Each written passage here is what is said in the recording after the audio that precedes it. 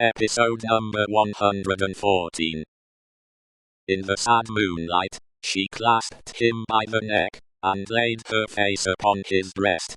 In the moonlight, which is always sad, as the light of the sun itself is, as the light called human life is, at its coming, and its going.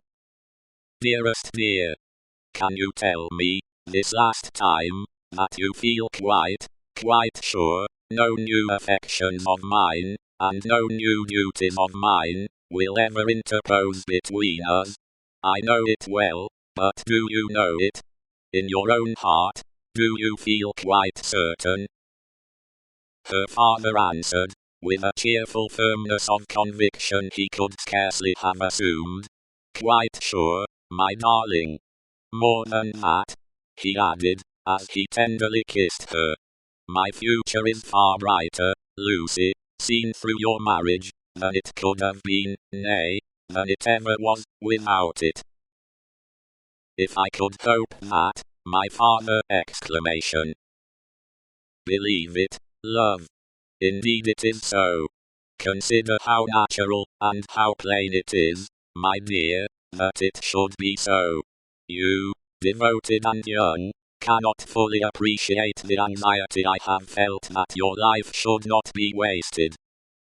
She moved her hand towards his lips, but he took it in his, and repeated the word. Wasted, my child, should not be wasted, struck aside from the natural order of things, for my sake. Your unselfishness cannot entirely comprehend how much my mind has gone on this, but only ask yourself, how could my happiness be perfect, while yours was incomplete? If I had never seen Charles, my father, I should have been quite happy with you. He smiled at her unconscious admission that she would have been unhappy without Charles, having seen him, and replied, My child, you did see him, and it is Charles. If it had not been Charles, it would have been another. Or, if it had been no other, I should have been the cause, and then the dark part of my life would have cast its shadow beyond myself, and would have fallen on you. It was the first time, except at the trial, of her ever hearing him refer to the period of his suffering.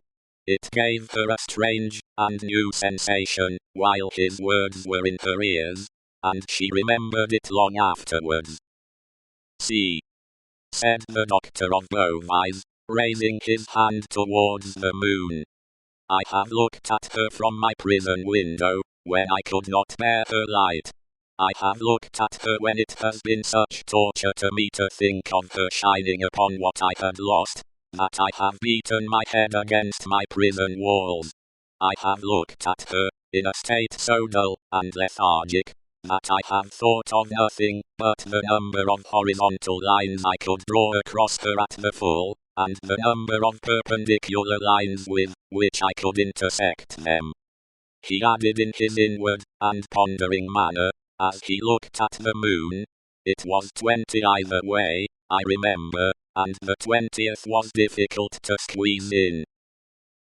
The strange thrill with which she heard him go back to that time, deepened as he dwelt upon it, but there was nothing to shock her in the manner of his reference. He only seemed to contrast his present cheerfulness and felicity with the dire endurance that was over.